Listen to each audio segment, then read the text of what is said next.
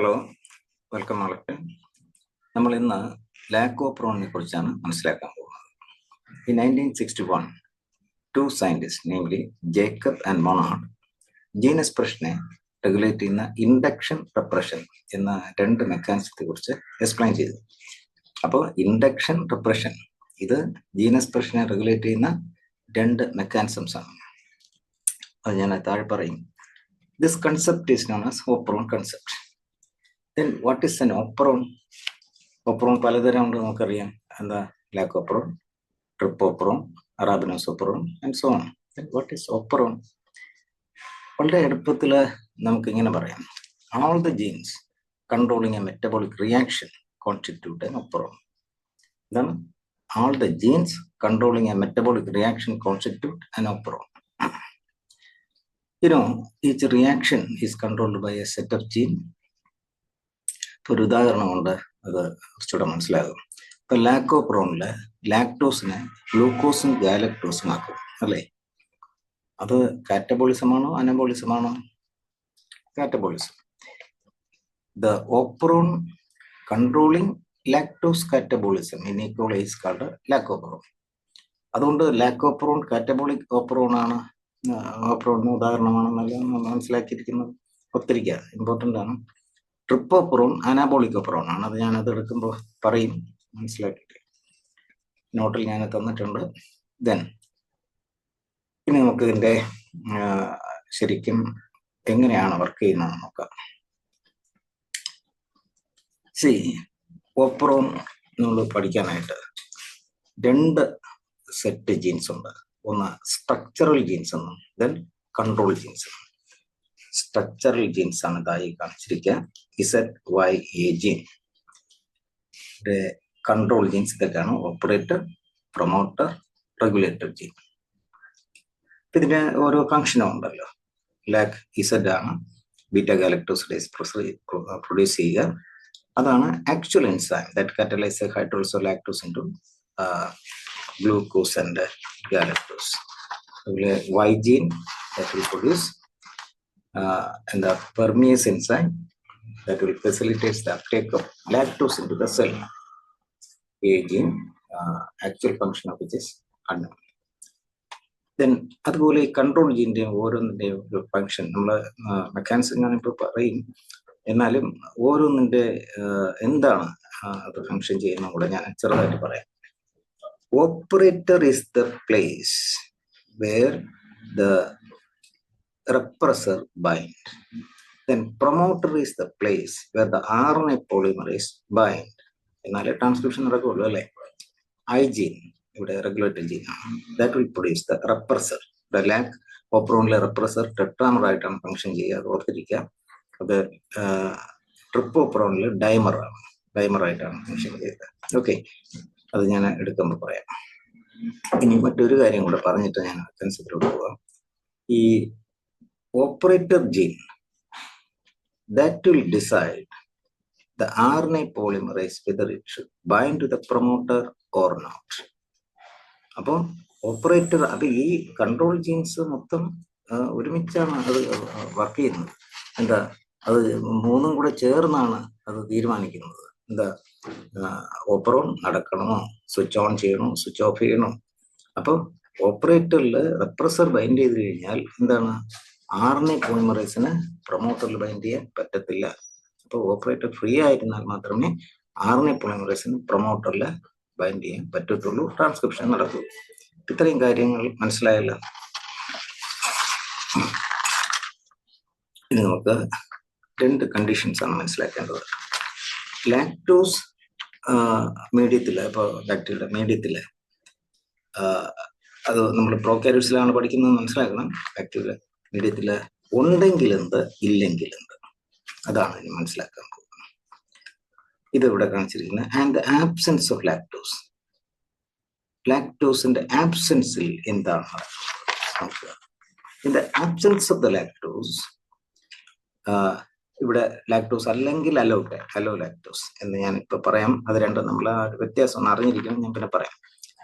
അതായത് സെല്ലിനകത്ത് പെർമിയസിന്റെ സഹായത്താൽ ലാക്ടോസ് സെല്ലിനകത്ത് കയറി കഴിഞ്ഞാൽ ലാക്ടോസ് അലോ ലാക്ടോസ് ആകും. അലോലാക്ടോസ് ആണ് ആക്ച്വലി ഇവിടെ ഫങ്ഷൻ ചെയ്യുന്നത്. നമ്മൾ ലാക്ടോസ് എന്ന് പറഞ്ഞാൽ അലോലാക്ടോസ് ആണ് ഫങ്ഷൻ ചെയ്യുന്നത്. ഞാൻ പറയാം, തൽക്കാലം ഇത് മനസ്സിലാക്കുക. അപ്പൊ in the absence of inducer, ഇപ്പൊ ഇൻഡ്യൂസർ ആയിട്ട് ആക്ട് ചെയ്യുന്നത് ലാക്ടോസ് ആണ്. അത് എന്തുകൊണ്ടാണെന്ന് ഞാൻ പറയാം. അപ്പോ the repressor binds to the lac operator. മനസ്സിലാക്കുക, ഇവിടെ ദ ഓപ്പറേറ്റർ ഫ്രീ ആണ്, റെപ്രസർ വന്നങ്ങ് ബൈൻഡ് ചെയ്യും. ലാക്ടോസിന്റെ പ്രസൻസിൽ എന്താണെന്നുള്ളത് ഇപ്പോഴേ ഞാനൊന്ന് പറയാം. അതായത് ഇവിടെ ലാക്ടോസ് വന്ന് ബൈൻഡ് ചെയ്ത് repressor is no longer bind to the no longer able to bind to the operator. അത് ഉണ്ടെങ്കിൽ, പക്ഷെ ഇവിടെ റെപ്രസർ ഫ്രീ ആണ്. ഇവിടെ അലോലാക്ടോസ് അല്ലെങ്കിൽ ലാക്ടോസിനെ ബൈൻഡ് ചെയ്യാൻ പറ്റുന്നില്ല. Because it is in the absence. This will bind to the repressor. അപ്പൊ എന്താ സംഭവിക്കുക? Preventing the RNA polymerase from bind to the promoter. ഞാൻ നേരത്തെ സൂചിപ്പിച്ചു, ഓപ്പറേറ്ററിൽ റെപ്രസർ ബൈൻഡ് ചെയ്താൽ RNA പോളിമറേസിന് പ്രൊമോട്ടറിൽ ബൈൻഡ് ചെയ്യാൻ പറ്റത്തില്ല. ഇതിനെയാണ് റെപ്രഷൻ എന്ന് പറയുക. അപ്പോ ഇവിടെ in the presence of lactose എന്താ, ആബ്സെൻസ് ഓഫ് ലാക്ടോസ് എന്താ? നമ്മളിപ്പോ ആബ്സെൻസിൽ എന്താണെന്ന് മനസ്സിലാക്കി. ഇനി പ്രസൻസിൽ എന്താണെന്ന് നോക്കാം.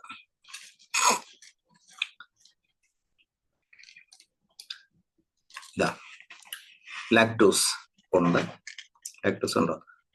ഇവിടെ അത് റെപ്രസറിൽ ബൈൻഡ് ചെയ്യണം. ലാക്ടോസിനെ ഞാൻ ഇൻഡ്യൂസർ എന്ന് എഴുതിയിട്ടുണ്ട്. അതെന്തുകൊണ്ടാണെന്ന് ഇപ്പൊ നിങ്ങൾക്ക് മനസ്സിലാവും. ലാക്ടോസിന്റെ പ്രസൻസിൽ റെപ്രസറിന് ഇവിടെ ഓപ്പറേറ്ററിൽ ഒന്നും ബൈൻഡ് ചെയ്യാൻ പറ്റത്തില്ല. കാരണം എന്താണ്? ഇവിടെ ലാക്ടോസ് അല്ലെങ്കിൽ അലോലാക്ടോസ് that will bind with the repressor. Now the repressor is no longer able to bind to the operator. അപ്പൊ ഇവിടെ ലാക്ടോസ് എന്തായി പ്രവർത്തിക്കുന്നു? ഇൻഡ്യൂസർ. അതുകൊണ്ടാണ് ലാക്കോപ്രോണിനെ ഇൻഡ്യൂസിബിൾ ഓപ്രോൺ എന്ന് പറയുന്നത്. Because in the presence of lactose എന്താ ഇവിടെ കാറ്റബോളിക് ഓപ്രോണാണ് ലാക്കോപ്രോൺ. അതെന്തുകൊണ്ടാണെന്ന് അവിടെ പറഞ്ഞു. ഇവിടെ എന്താണ് മറ്റൊന്ന് ഇൻഡ്യൂസിബിൾ ഓപ്രോൺ. ഓക്കെ, മനസ്സിലാക്കാം. അലോലാക്ടോസിനെ കുറിച്ച് ഞാൻ നേരത്തെ പറഞ്ഞല്ലോ, അതെന്താണെന്ന് പറയാം. അതായത് ഒരു സാധാരണ ലാക്ടോസിൽ എന്തൊക്കെയാണ് കാണുന്നത്? ഗ്ലൂക്കോസും ഗാലക്ടോസും. അത് ലിങ്ക് ചെയ്തിരിക്കുന്നത് α1,4 ലിങ്കേജ് കൊണ്ടാണ്. പക്ഷേ once this lactose enter into the cell, അത് എന്തായിട്ട് മാറും? അലോലാക്ടോസ് ആയിട്ട്. അപ്പൊ അലോലാക്ടോസ് ആയിട്ട് ആക്ച്വലി അത് ഫങ്ഷൻ ചെയ്യും. നമ്മൾ ലാക്ടോസ് പറഞ്ഞാൽ അതിന്റെ ലിങ്കേജ് എന്ന് പറഞ്ഞാൽ ഗ്ലൂക്കോസും ഗാലക്ടോസും കൂടെ ചേർന്നിരിക്കുന്ന എന്ത് ലിങ്ക് ഇതുകൊണ്ടെന്ന് അറിയാൻ പോകേണ്ട α16 ലിങ്കേജ് ആണ്. ഓർത്തിരിക്കുക. ഇത് തന്നെ ഇപ്പോൾ ഏതെങ്കിലും എക്സാമ്പിൾ ചോദിക്കും. അപ്പോൾ എന്താണ് ലാക്ടോസും അലോലാക്ടോസും എന്ന് മനസ്സിലായി. അതുപോലെ ഒരു കോമ്പൗണ്ട് കൂടെ ഒന്ന് കേട്ടിരിക്കുന്നത് നല്ലതാണ്. ചില എക്സാമുകളിലൊക്കെ ചോദിച്ചിട്ടുണ്ട്. ഈ IPTG ഉണ്ടോ? ഈ ഐസോപ്രോപ്പൈൽ തയോഗാലക്ടോ പെറോനോസൈഡ്. അപ്പൊ ഇതിന്റെ ഈ IPTGയുടെ ഉപയോഗം എന്ന് പറയുന്നത് ഇതൊരു അനോലോഗ് ഓഫ് അലോലാക്ടോസ് ആണ്.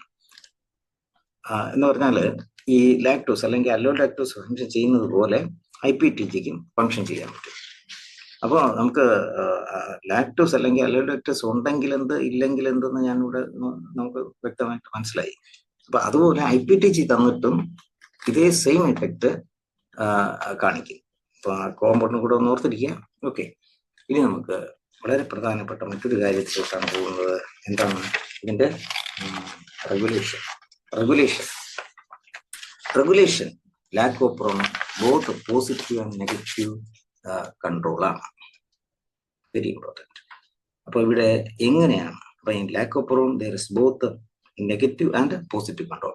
ഈ നെഗറ്റീവ് കൺട്രോൾ എന്ന് പറയുന്ന മറ്റൊന്നുമല്ല. ഇപ്പൊ നമ്മൾ ഇതൊരു പ്രോസസ്സ് അത് നടക്കണമോ വേണ്ടയോ?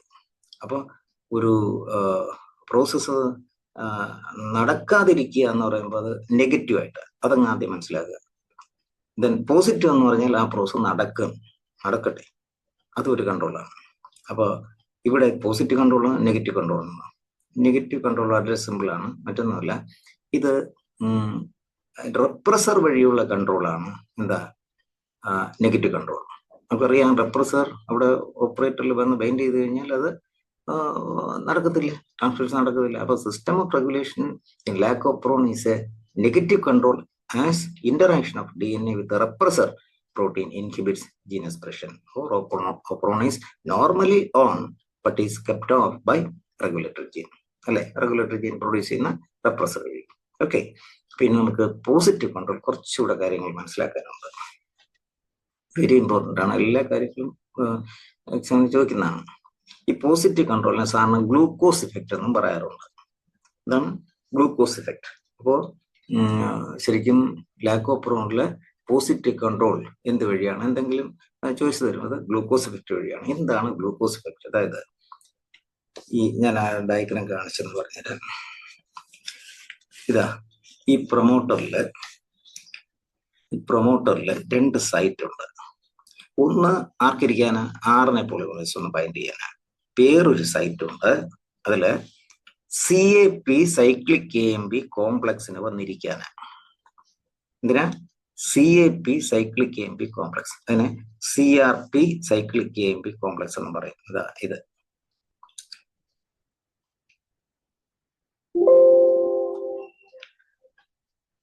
ഇവിടെ കണ്ടോ, positive control of lac operon is mediated by the CAP cyclic AMP complex അഥവാ CRP സൈക്ലിക് AMP കോംപ്ലക്സ്. അതെന്താണ്? CAP യുടെ ഫുൾ ഫോം എന്താണ്? Catabolite activator protein. എന്താണ്? Catabolite activator protein. CRP യുടെ ഫുൾ ഫോം എന്താണ്? Cyclic AMP receptor protein. Clear അല്ലേ? ഇപ്പൊ എപ്പോഴാണ് ഈ കോംപ്ലക്സ് ആകുക? അതിന്റെ സിമ്പിൾ ആണ്, ഞാനത് പറയാം. അപ്പൊ പോസിറ്റീവ് കൺട്രോൾ എങ്ങനെയാണ്? അപ്പോൾ അതിന്റെ പേര് പറഞ്ഞാൽ ഗ്ലൂക്കോസ് ഇഫക്റ്റ് എന്ന് പറയും. അതെന്തുകൊണ്ടാണ് ഞാൻ പറയാം. ഇനി പോസിറ്റീവ് കൺട്രോൾ ഓഫ് ലാക്കോപ്രോൺ മീഡിയേറ്റ് ചെയ്യുന്ന കോംപ്ലക്സ് ഏതാണ്? CAP സൈക്ലിക് AMP കോംപ്ലക്സ് അല്ലെങ്കിൽ CRP cyclic AMP complex. Clear അല്ലേ? ഇനി ഞാൻ ഡയഗ്രാം കൂടെ കാണുക. ഇവിടെ പറഞ്ഞു പ്രൊമോട്ടറിൽ 2 സൈറ്റ് ഉണ്ട്. ഒന്ന് RNA പോളിമറേസിന് ഇരിക്കാൻ ഒരു സൈറ്റ് ഉണ്ട് എന്നുള്ളത് നമുക്കറിയാം. അങ്ങനെയുള്ള ഒരു ഇടമാണല്ലോ പ്രൊമോട്ടർ. അപ്പൊ ഇവിടെ മറ്റൊരു സൈറ്റ് കൂടെ ഉണ്ട്. ആർക്കിരിക്കാണ്? CAP സൈക്ലിക് AMP കോംപ്ലക്സ് അല്ലെങ്കിൽ ഞാനിപ്പോ ഒരു പേരേ പറയുള്ളൂ, ഏതെങ്കിലും CAP സൈക്ലിക് AMP കോംപ്ലക്സിന് ഇരിക്കാനുള്ള ഒരു ഇടം. ഇപ്പോഴാണ് ഈ CAP സൈക്ലിക് AMP കോംപ്ലക്സ് അവിടെ വരുന്നത്. ഇതിൽ ഒരു കാര്യം കൂടെ ഓർക്കുക, CAP സൈക്ലിക് AMP കോംപ്ലക്സ് അവിടെ പ്രൊമോട്ടറിൽ ബൈൻഡ് ചെയ്താൽ ശരിക്കും ട്രാൻസ്ക്രിപ്ഷൻ പ്രോസസ് നടക്കും. കൂടുതലായിട്ട് നല്ല വ്യക്തമായിട്ടുള്ള എന്ന് പറയാൻ പോസിറ്റീവ് കൺട്രോളാണ്, നെഗറ്റീവ് അല്ല. ഇതെങ്ങനെയാണെന്ന് പറയാം. പ്രൊമോട്ടർ ലാക്കോപ്രോണിലെ പ്രൊമോട്ടർ വീക്കാണ് കേട്ടോ. അതിനെ കുറെ കൂടെ ഭംഗിയായിട്ട് നടത്താൻ CAP സൈക്ലിക് AMP കോംപ്ലക്സ് അല്ലെങ്കിൽ CAP സൈക്ലിക് AMP കോംപ്ലക്സ് അഥവാ CRP സൈക്ലിക് AMP കോംപ്ലക്സിന് സാധിക്കും അതവിടെ ബൈൻഡ് ചെയ്താൽ. എപ്പോഴാണ് ഈ CAP സൈക്ലിക് AMP കോംപ്ലക്സ് അവിടെ ബൈൻഡ് ചെയ്യുന്നത്? അത് ഇതാണ്, മനസ്സിലാക്കുക. when glucose level is low, high അല്ല, when glucose level is low, അപ്പോൾ ബാക്ടീരിയൽ സെല്ലില് ഗ്ലൂക്കോസ് ലെവൽ കുറവാണെങ്കിൽ സൈക്ലിക് AMP ലെവൽ റൈസ് ചെയ്യും. അപ്പൊ എന്താ സംഭവിക്കുക എന്ന് പറയുമ്പോൾ cyclic AMP will bind to the CAP. അപ്പൊ എന്ത് കോംപ്ലക്സ് ആയി? CAP സൈക്ലിക് AMP കോംപ്ലക്സ് ആയി. then CAP cyclic AMP complex will bind near the promoter. നമ്മുടെ ആ സൈറ്റിൽ ഒന്ന് ബൈൻഡ് ചെയ്യും. മനസ്സിലായോ? അപ്പൊ എന്താ സംഭവിക്കുക? as a result RNA polymerase will bind to the promoter firmly and will increase the process of transcription. ഇതിനിപ്പോ എന്താ പറയും? Positive control. ഈ പോസിറ്റീവ് കൺട്രോളിന് എന്താ പറയുക? എക്സ്ക്യൂസ് മീ, എന്താ പറയുക? Glucose effect. ഓക്കെ, ഇനി നമുക്കൊരു 2-3 ക്വസ്റ്റ്യൻസ് ഇവിടെ ചെയ്യാം. Which operon provides a classic example of both negative and positive transcriptional control of inducible genes? വ്യക്തമാണ്, ഇൻഡ്യൂസിബിൾ ജീനാണ് ചോദിച്ചിരിക്കുക, തന്നെയല്ല ബോത്ത് പോസിറ്റീവ് ആൻഡ് നെഗറ്റീവ്. ഇതാണ് ശരിക്കും ആൻസർ ചെയ്ത് വരുന്നത് ലാക്കോപ്രോൺ ആണല്ലോ.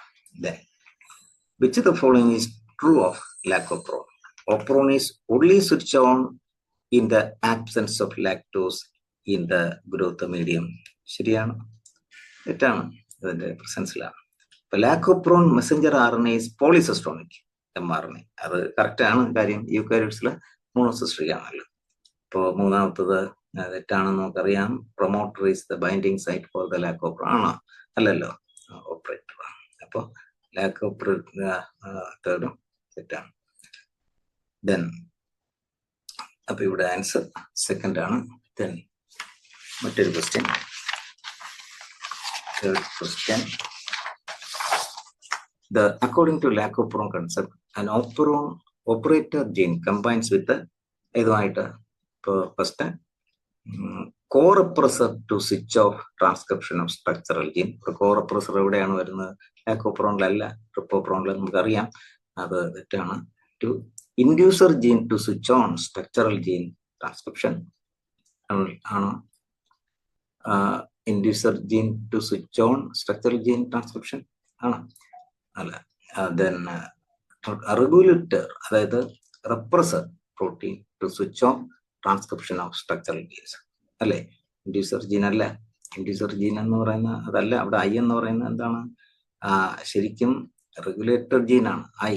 അപ്പൊ അല്ലാതെ ഡോണ്ട് മിസ്അണ്ടർസ്റ്റാൻഡ്, ഐ എന്ന് പറയുന്നത് ഇൻഡ്യൂസർ ജീനാണ്. അപ്പോൾ അതാ. അപ്പോൾ റെഗുലേറ്റർ ജീൻ, അതെ, റെഗുലേറ്റർ പ്രോട്ടീൻ എന്ന് പറയുന്നത് repressor to switch off transcription of structural gene. Regulator protein to switch on structural gene transcription. അവിടെ അത് തെറ്റാണ്, സ്വിച്ച് ഓൺ അല്ല. ഇതെല്ലാം നമുക്കറിയാം. വൺ മോർ ക്വസ്റ്റ്യൻ ഉണ്ട്. അപ്പൊ ഇവിടെ ആൻസർ ഏതാണ്? 3 ആണ് അല്ലേ? Then which of the following statement is correct? The lac repressor functions as a tetramer. Correct അല്ലേ? The trip aporepressor, അതായത് ട്രിപ്റ്റോഫാനിലോ റെപ്രസറിനെ അപ്പോറെപ്രസർ എന്നാണല്ലോ പറയുന്നത്. Functions as A dimer. അതും കറക്റ്റ് അല്ലേ? ഞാൻ നേരത്തെ പറഞ്ഞു. Both 1 and 2 are correct. അപ്പൊ ഇവിടെ ആൻസർ ഇതാണ്, സി, അതായത് മൂന്നാമതാണ്. Okay, thank you.